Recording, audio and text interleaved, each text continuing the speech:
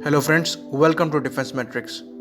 तो आज हम बात करेंगे डीआरडीओ की quick reaction surface to air missile के बारे में, जिसे QRSAM भी कहते हैं। तो ये मिसाइल मेनली बनाई गई थी हमारी आर्म्ड फोर्सेस से रशियन ओसा AK और 2K12 कब मिसाइल्स को रिप्लेस करने के लिए। तो 2007 में ये quick reaction surface to air missile acquisition programme initiate किया था मिनिस्ट्री ऑफ डिफेंस ने, पर जो रिस्पांस था वेंडर्स के द्वारा वो प्रॉपर नहीं था।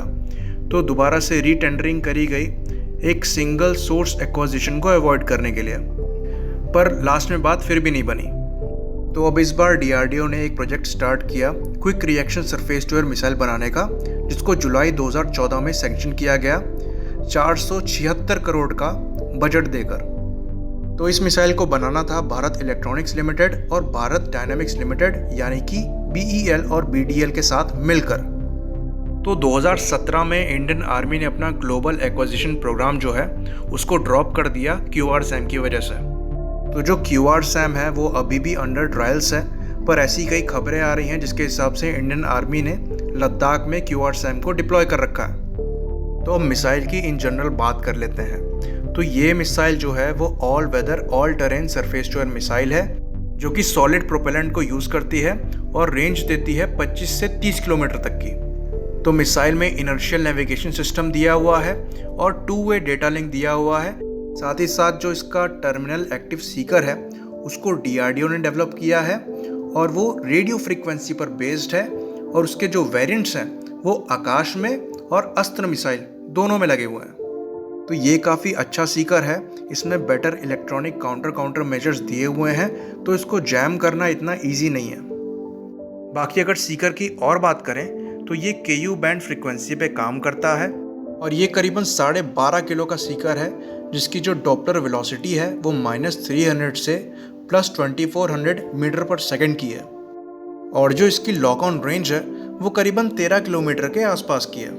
तो अब इस मिसाइल की हम रेंज को और ज़्यादा एक्सप्लोर करते हैं। तो इस मिसाइल की जो ऑपरेशनल रेंज है वो 3 किलोमीटर से 30 किलोमीटर तक की है, और जो इसका फ्लाइट एल्टीट्यूड है वो 30 मीटर से 6 किलोमीटर तक का है। तो ये मिसाइल कैपेबल है एयरक्राफ्ट को इंगेज करने के लिए अगर वो 500 मीटर पर सेकेंड की स्पीड से 20 किलोमीटर के डिस्टेंस पर है, और अगर वो 300 मीटर पर सेकेंड की स्पीड से 30 किलोमीटर के डिस्टेंस पर है। तो यहाँ से हम समझ लेते हैं QRSAM मिसाइल सिस्टम के स्ट्रक्चर को। सपोज करिए आर्मी ने एक रेजिमेंट QRSAM मिसाइल सिस्टम की लगा दी है, तो वो स्ट्रक्चर कैसा दिखता होगा उसको यहाँ पर समझने की कोशिश करते हैं। तो जैसा कि आप अपनी स्क्रीन पे देख सकते हैं, सबसे ऊपर आएगा आपका रेजिमेंट कमांड पोस्ट व्हीकल। इससे आपकी 3 बैटरीज जुड़ी हुई हैं। तो इन तीनों बैटरियों में आपके एक बैटरी कमांड पोस्ट व्हीकल्स हैं, और ये battery command post vehicle connected हैं एक बैटरी सर्विलेंस रडार से और 4 कॉम्बैट ग्रुप से, और साथ ही साथ ये आपका battery command post vehicle directly connected है रेजिमेंट कमांड पोस्ट व्हीकल से। तो एक कॉम्बैट ग्रुप्स में आपके एक बैटरी मल्टीफंक्शनल रडार लगा हुआ है और साथ में मिसाइल लॉन्चिंग व्हीकल है। तो एक बैटरी में आपका एक बैटरी सर्विलेंस रडार है और एक बैटरी मल्टीफंक्शनल रडार है, और ये सब कंट्रोल होता है बैटरी कमांड पोस्ट व्हीकल से, और इन सारी बैटरियों को कंट्रोल किया जाता है रेजिमेंट कमांड पोस्ट व्हीकल से। तो अब यहाँ से हमको 2 चीज़ों को समझना है जहाँ पर रडार माउंट होता है। एक आपका बैटरी सर्विलेंस रडार हो गया, दूसरा आपका बैटरी मल्टीफंक्शनल रडार हो गया।